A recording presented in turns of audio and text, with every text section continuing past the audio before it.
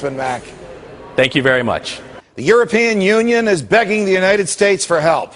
It's going hand in hand to the U.S.-led International Monetary Fund, begging for money to bail out failing Eurozone countries such as Italy, Spain, and Greece.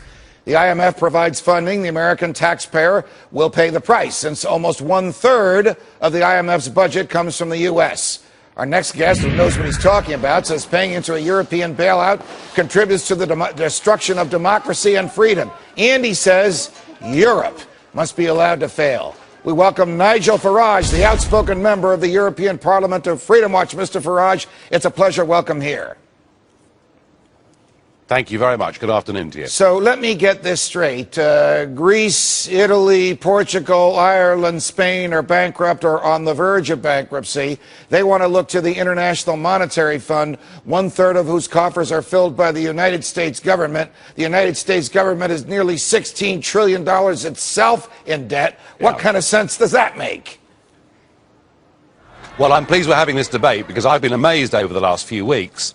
There's been a wall of silence from America. No one's been saying anything. I mean, with respect, I would say that your president is handling your own public finances pretty badly. How on earth can you want to get involved with tens and tens and tens of billions of dollars more, helping not to bail out Greece and Portugal and Ireland, but to keep them imprisoned inside a currency that they should never have joined in the first place? All you guys are doing and all we guys are doing is we're pouring good money after bad. It's going bust. Of that, there's no doubt at all. I wish you could make that statement to the Congress of the United States, to the Board of Governors of the Federal Reserve System, and to the President himself. Nigel, what will happen if some miracle occurs and the U.S. says no, and Angela Merkel says no, and David Cameron says no, and Nicolas Sarkozy says no, and these countries are permitted to collapse?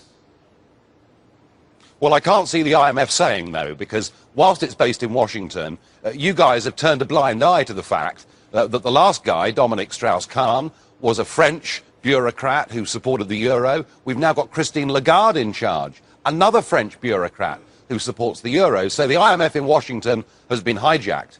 Angela Merkel's in a difficult position. Her own electorate increasingly are saying, look, we've spent 20 years paying for Eastern Germany to be reincorporated into the West after the Berlin Wall came down, but we're not signing a blank cheque for Greece.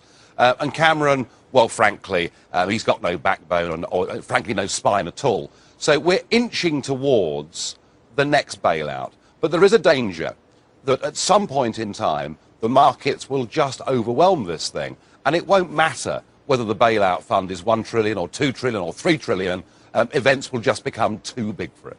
What will happen, in your view, if there is no bailout and if contract law and the law of supply and demand and the free market runs its natural course? I mean, aren't we destined for the failure of these socialist entities anyway? Wouldn't it be better to get it over with now?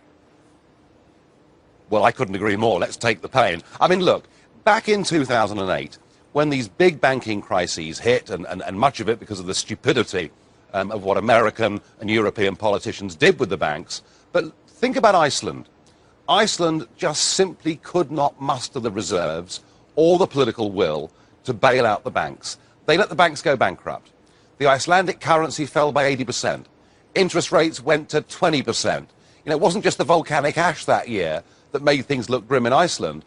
But where's Iceland today? Well, Iceland today is getting back to growth. She's taken the hit, she's taken the bad news, and she's recovering. Take Greece. We're keeping Greece trapped inside a currency. Her currency probably should be 65 to 70% lower than it is. Wow. You know, most of her banks need to go bust. And the risk is this, that we can talk about economics until the cows come home. But the reality is, if you strip a country of its democracy, if you take away from it the ability of your own elected government to do things, be they good or bad things, and you turn it over to 3 foreign bureaucrats, one from the IMF, one from the European Commission, one from the European Central Bank. Once a fortnight, they land in Athens airport and they tell the Prime Minister what he can and can't do. I put it to you that if you rob people of their ability to determine their own futures, they will turn to violence, and I believe that what will happen in Greece before too long is there will be a revolution. Wow. That is just how serious and how stupid this whole thing is. Not a pretty picture, but we do appreciate you painting it. Nigel, thanks very No. much for joining us. Thank you. The U.S.